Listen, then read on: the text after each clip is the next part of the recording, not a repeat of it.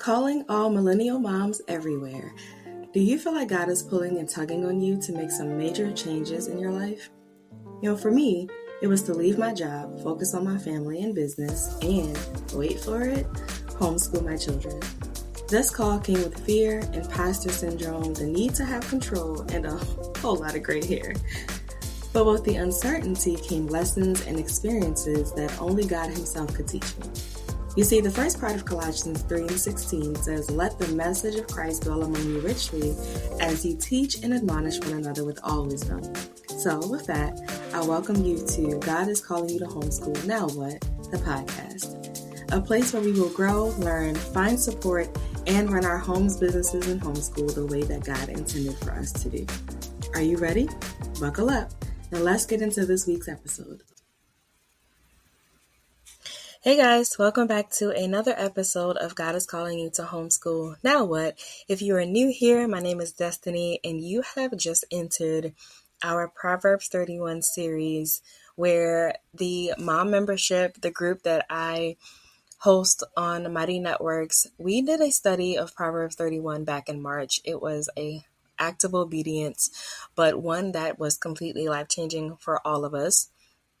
And if you are new here, you are blessed to be able to hear the exact conversations and revelations that were revealed in those meetings. So just a quick recap, we have officially begun this series last week. So if you have not listened to last week's episode, pause this, go ahead and listen, and then make sure you come back so that you can catch up on verse 11. But real quick, last week was verse 10. We talked about what it means to be a noble woman, to be valuable, to be worth far more than rubies. All of these came from verse 10. And it really set the tone for how awesome the Proverbs 31 woman was. But she's not so awesome that she is unreachable and that she is someone that we cannot at least strive to be.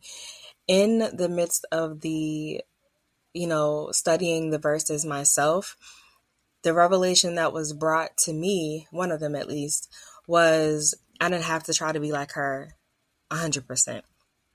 What God really needed me to do was to see that she went to God for everything. Like the wisdom that God was putting within her is the reason why she was able to do what she was able to do.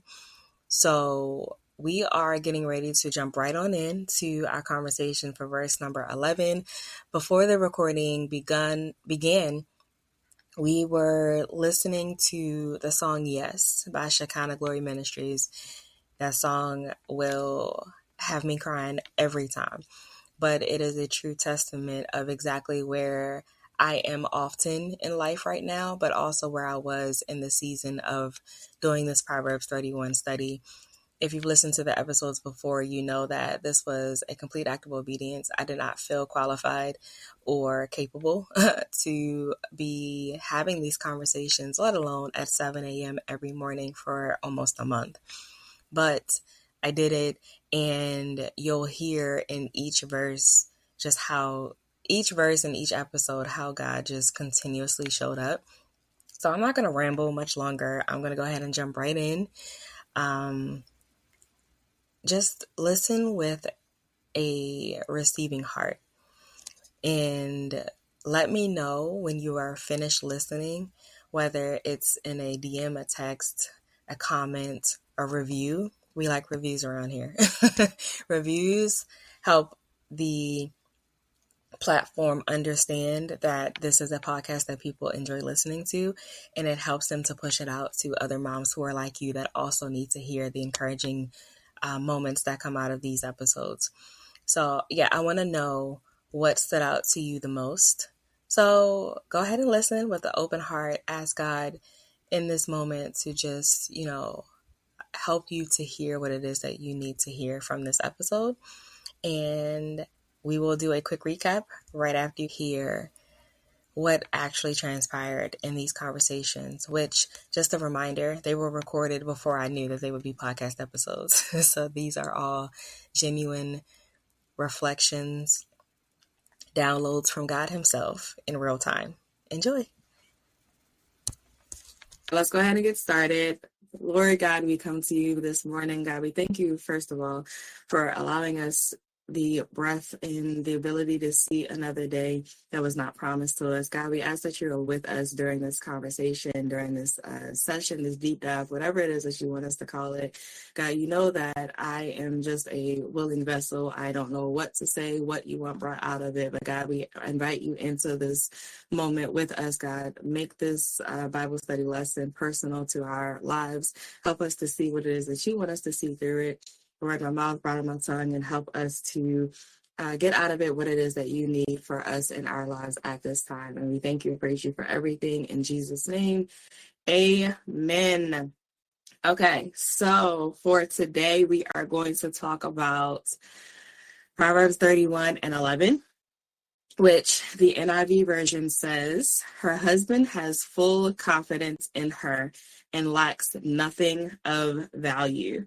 Again, her husband has full confidence in her and lacks nothing of value. I also looked this up in a couple of other versions just to kind of get a better understanding and to see if there were any other words that the other versions pulled out.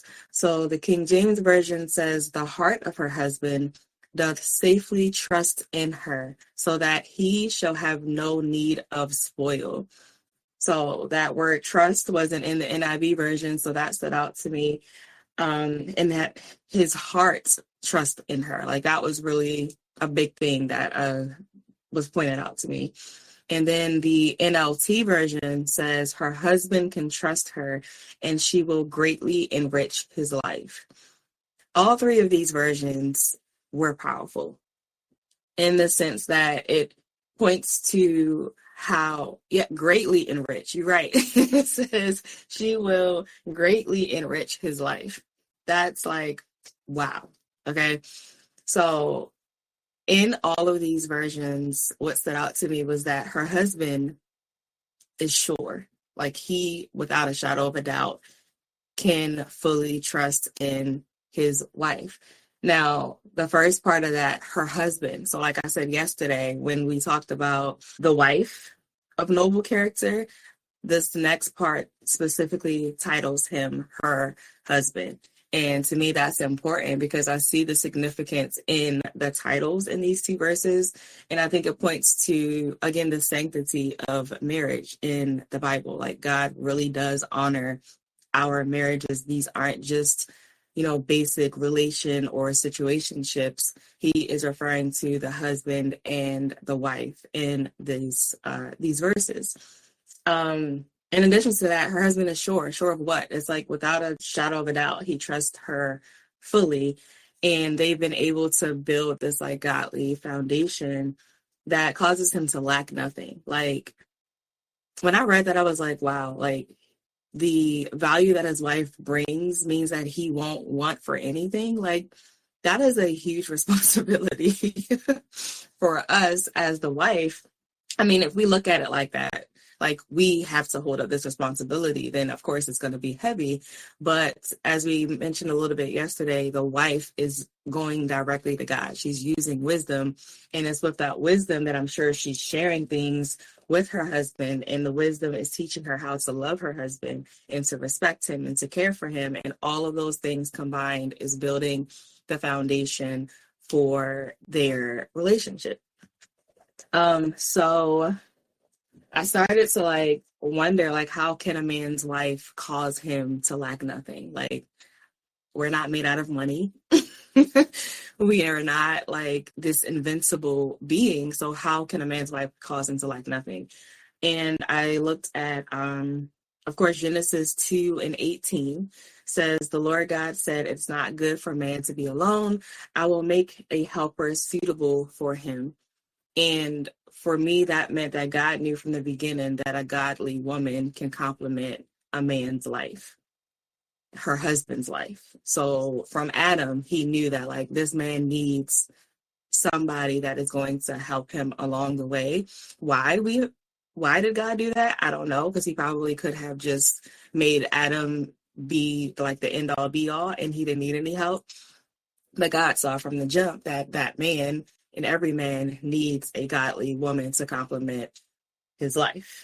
She adds value, she adds wisdom, and it started having me think about like how often have we been like in a conversation with our husbands and God starts to like drop things in our spirits to share with them, and it ends up being something that they needed or some advice that like changed a situation at work or whatever it was. And it's not that God can't speak to our husbands, because he absolutely can and he absolutely does. But I think that God gives us a very specific relationship. When we have a relationship with God, he can speak to us about very specific things that will enhance our husband's life. And then the next verse, we're right back at Proverbs 12:4, which we talked about yesterday. And we're going to look at it a little bit differently, though. And it says, again, a wife of noble character is her husband's crown, but a disgraceful wife is like decay to his bones. And yesterday we talked about the decay to his bones and how intense, like a wife that is not following God's lead can like destroy her family. But for this part, it's like, well, a wife of noble character is her husband's crown. What do you use a crown for? A crown, you wear it, you protect it, you value it. It symbolizes wealth, favor, status, and a noble wife does the same to her husband because he can trust her. Like he is able to fully depend on her as his backbone, as his rib. And then that got me thinking, like, what is he trusting her with? You know, her husband trusts that she will not misrepresent their family or himself. He knows that she will always represent him well. And that got me thinking in like a worldly aspect. You know, we talk about like a girl being like her man's arm candy. And typically that focuses on how she looks. Like if she looks good and she's well kept and her hair and her nails are always done and she's fit and, you know, she's real cute, she is arm candy in the world. But this verse kind of took that to another level for me, because she's representing him on the inside and out. It just goes back to not just how you look when you are with him or when you're not with him, but also how you carry yourself, how you represent him and God. It reminds me of Proverbs 18:20. See, he who finds a wife finds a good thing and receives favor from the Lord. Exactly. It's not just a physical crown, but a spiritual one too. Exactly. It's not just about how we look or what we do on the outside for them. It's how we are their backbone mentally, physically, spiritually, all of the things. Did you know that mom is the foundation of her home or homeschool? What exactly does that mean? It means that you, mom, has the power to love, support, and build a strong foundation for her family. The amazing thing about this realization is that you do not have to do any of this alone. With the help of God and a supportive community of moms, you will be able to break generational stumbling blocks, create productive routines, and learn how to walk fully in everything that God is calling you to be. This is exactly what you get out of being a member of the Destined for Greatness membership. We are always accepting new members, and each day feels like we are taking one more step towards being a stronger foundation. Click the link in the show notes for more details and to join us today. And then I started to think about, like, what does representing him well actually look like? His heart, trust her. And we talked about that in, I think, the KJV version of this verse. It's his heart that is trusting her. So how are we protecting their hearts? We're praying for them. We are respecting them. We are submitting. We are choosing our words carefully. And I know there's like this whole debate in the world over what submission actually looks like. And I don't think that it means that we are just letting them do whatever. We are letting them talk to us whatever kind of way. It's not like that. I think it means in the godly aspect that we are humble, we are respectful, we are going to God and understanding how to approach them when, even if it is a problem, we're not screaming, we're not cursing them out, we're not belittling them. We've learned their hearts through the eyes of God, and that is helping us to protect them. And we are basically their safe space. And I think it's a tough place to be in because we're human. But I've definitely been learning this over the last couple of years. We've been married 11 years now, and I will say there was a lot of time where I thought that if I'm not screaming at you, then I'm still like being respectful. Like, no, that's not always the case. It's your tone, it's what you say, it's the timing that you say things. It's a lot, and it's asking God for wisdom on how to be your husband's wife. So what might work for me and my husband might not work for you and yours, and vice versa. So we have to, as we've seen in all of this so far, we have to go to God to understand what we have to do for our own household. But we are protecting them. Obviously, they are our protectors. They are our bodyguards, physically and spiritually. But it is our responsibility to protect their hearts, their minds, their spirituality. And I also think that God charges us in the spiritual way also, because they are fighting through a lot. It's not even in my notes, but they're fighting through a lot at work, in society, and some things that they're holding up our entire family. So there's some things that we might not even know about, but when we are holding them up in prayer and we're leading them back to God, I think that is way more important than a lot of the things that society tells us to focus on. He said that's the purpose of a rib, both physically and spiritually. Exactly. And the rib, like God didn't just create a whole nother person to take that rib out of. He took it out directly out of Adam. So like she is a part of him. We are a part of him. So if we are disrespecting him, we're disrespecting ourselves, we're disrespecting God. It's like a whole full circle thing.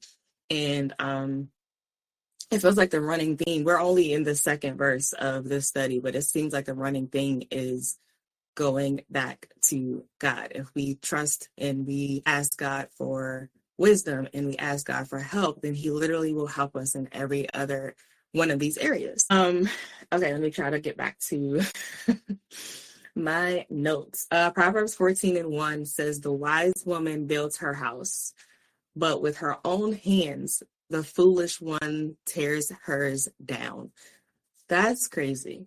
Like, again, we need wisdom. Wisdom is going to teach us how to talk. It's going to teach us when to talk. It's going to teach us how to handle different situations in our homes, with our families, with our husbands, with our children.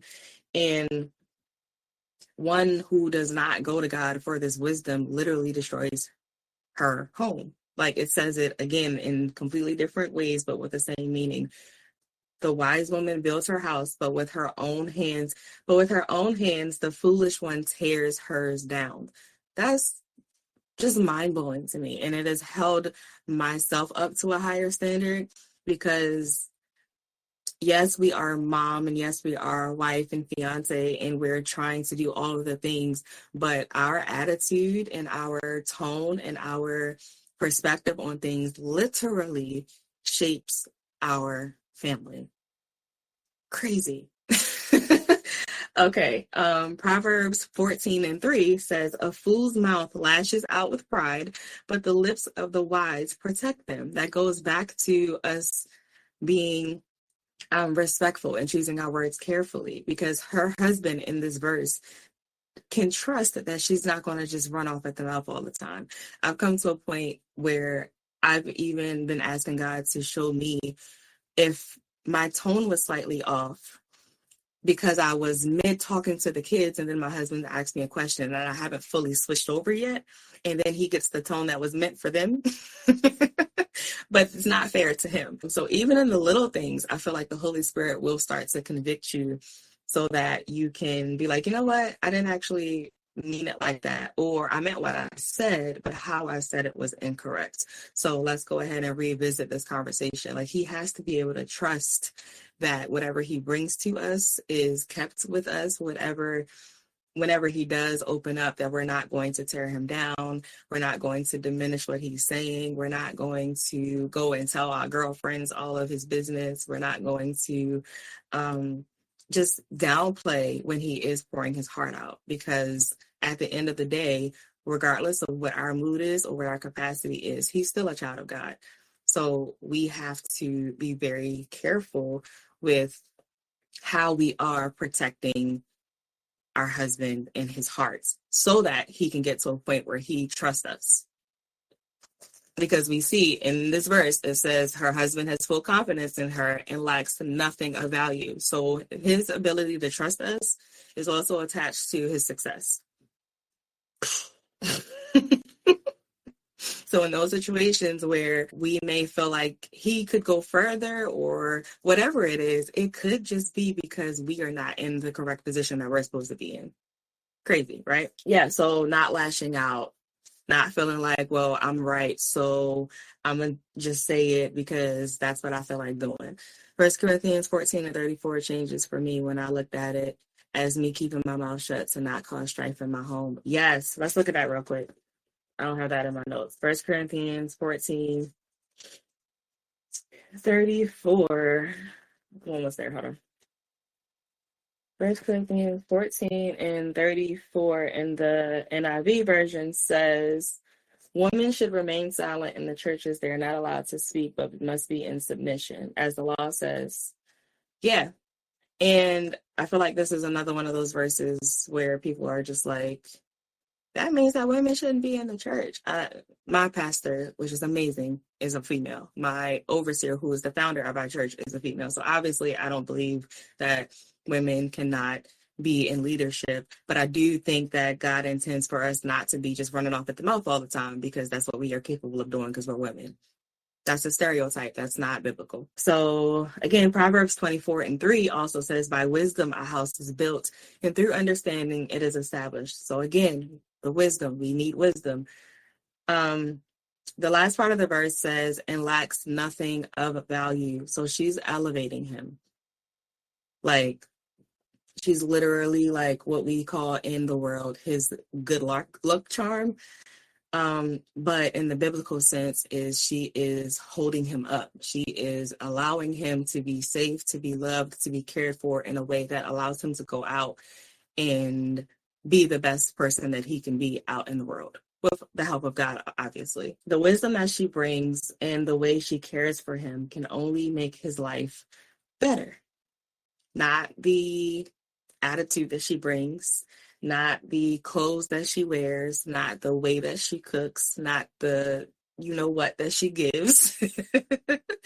The wisdom that she brings, because the wisdom is going to pour into all of that other stuff. There's been plenty of days where I didn't feel like cooking and God was like, he needs a home cooked meal. It's like, all right. The wisdom.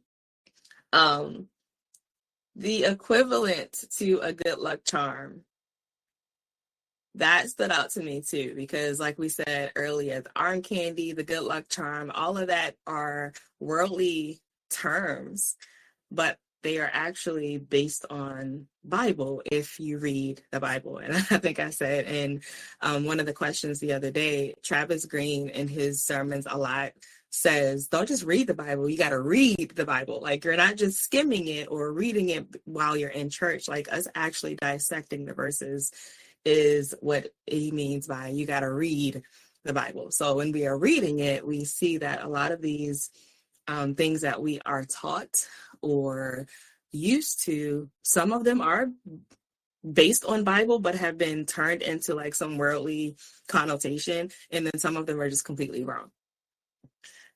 So yeah, this was really good. I feel like these verses just keep getting deeper and deeper, and they keep pointing back to the wisdom that we need. I'm going to touch on this again later on, but I've started studying this a little before you guys, so I'm quite a few verses ahead in my own study. But what I will say is this one stood out to me a lot because the Proverbs 31 woman, this passage talks more about how she treats her husband than how she treats the kids. And I found that very interesting. I think I do mention it, if not tomorrow, like in a couple of days, but just to put that bug in your ear, like really important, the foundation that we are laying with our husbands in our home. And it seems like it's almost more important, if not just as important, with how we are with the kids. We're going to talk about the kids at a later date, but I just find it really, really interesting that it starts off with how that woman is. She's noble with her like core characteristics, and then it immediately starts talking about how she is with her husband. That husband and wife is the foundation of the home. My fiance and I were just talking about the term happy wife, happy life, and he said, but what about the man? Yeah, that phrase is, it's funny. Like it's comical. But I think it could use some dissecting, if I'm being honest. Because if we're looking at it from what we have read already, it's like, well, yes, I'm assuming that the wife could be happy because she is going to God and God is leading her to do things. Therefore, it's implemented in the rest of her life. Or we could also look at it like happy husband and wife, happy life. Because if they are both doing what they need to do, and if they are both going to God to figure out how they should serve each other, then that pours over into the rest of her life. And real quick, something else that I noticed, because I, again, have read Proverbs 31 multiple times. We've heard about it multiple times. But the verse that we typically are told is towards the end, and it's like happy spouse, happy house. I love that. The verse that we are told a lot is like the Proverbs 31 woman, like her children call her blessed and her husband adores her and blah blah blah blah blah.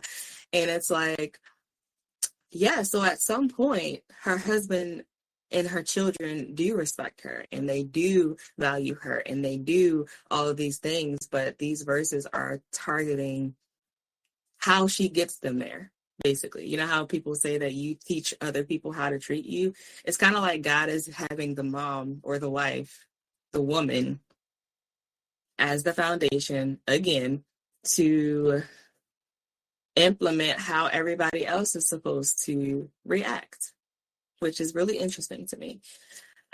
Everybody needs happiness, not just me. I agree, exactly, or nobody's happy. Yeah, because to be honest, if I can feel that he's going through something, it's going to affect my mood too. No matter how much he tries to hide it, it's still going to affect me because I'm his wife. I'm going to feel it. I'm going to see it. And same with him.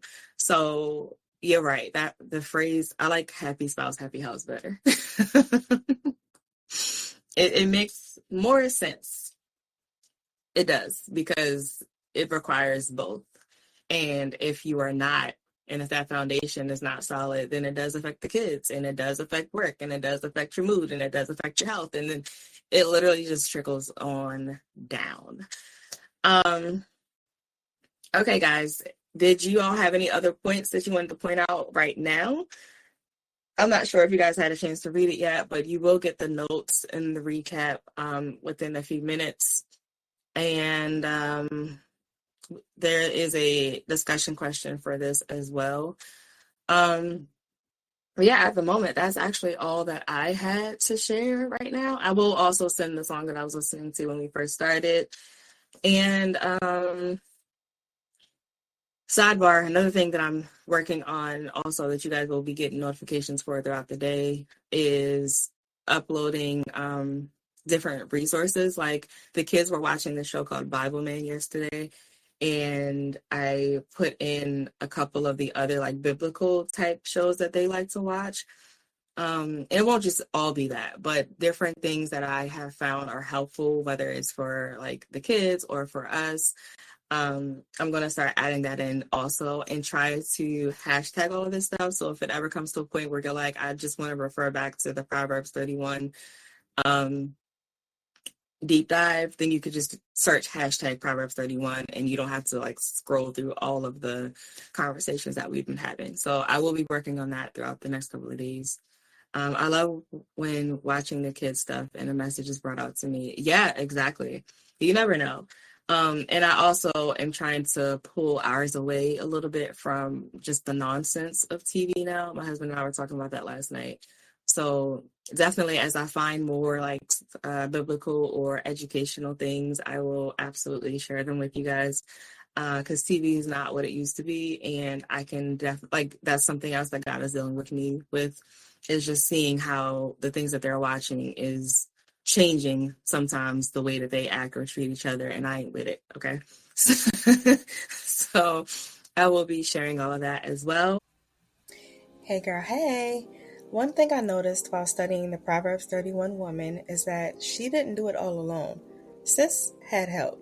And guess what? You do too. If you're a homeschooling family in Maryland and you're craving real connection, encouragement, and a safe space for you all to grow, you are more than welcome in our local homeschool group. This isn't just a co-op or a once-in-a-while meetup. I'm building a community where your kids can explore, learn, and make memories, and where you, as mom, can be poured into. We're talking field trips, themed days, faith-based encouragement, and conversations that go beyond curriculum and more into your calling. Because when mom is supported, the whole home shifts. So, if your heart is nudging you right now, check out the show notes. We've got a link to our email list and our Facebook group. I can't wait to see you inside. Are y'all hooked yet? Because we are only 2 verses into this Proverbs 31 Bible study, and so many gems have been dropped. So many just moments that were like mind blowing have already happened within just 2 verses. So, if you have not already followed the show, or made sure that you are subscribed if you are watching it on YouTube or listening to it on YouTube, then sis, go ahead and do that, because all 21 days will be a part of this podcast. And just to recap, like we're going to do after every episode, we talked about being your husband's safe space today. What does that look like? That looks like physically, emotionally, mentally providing a space where you're not nagging, you are not complaining all the time, you are creating peace so that God Himself can create the man of God that you have married. This is not an overnight thing, because we as women, stereotypically, but more often than not, are better with our words.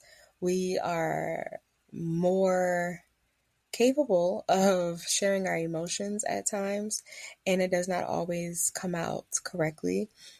And we are also responsible for a lot of the weight that may be, around the house or with the kids. So at times we don't always say things the way that we're supposed to say them.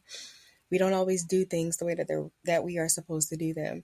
But I'm so grateful to God for His grace and His mercy, and for communities like mine, and for understanding God's voice enough to even do this study, so that we all can be more mindful of how we are showing up for the men of God that He has placed in our lives.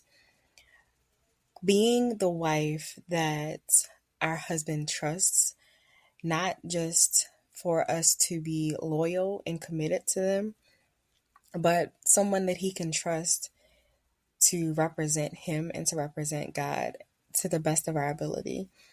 That's powerful, y'all.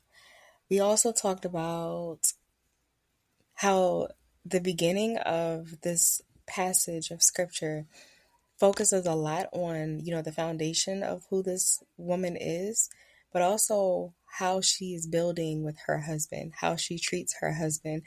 And it doesn't actually mention the kids until later. And by later, I mean one of the last verses in this passage.